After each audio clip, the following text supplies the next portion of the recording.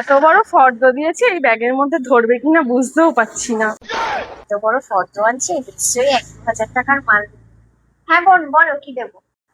তোমার দোকানে সাবান টাবান সব পাওয়া যায় তো? হ্যাঁ হ্যাঁ, সবই পাওয়া যায়। তুমি কি কি নেবে বলো? একটা 1 টাকা লজেন্স দাও,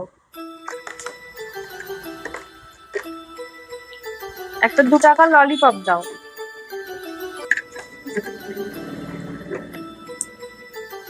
একটা জেলি দাও 1 টাকা,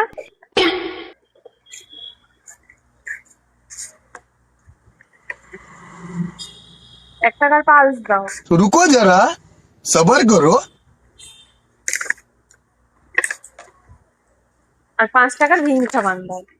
लेकिन एक सेकंड। নাও কত হলো এবার দেখো।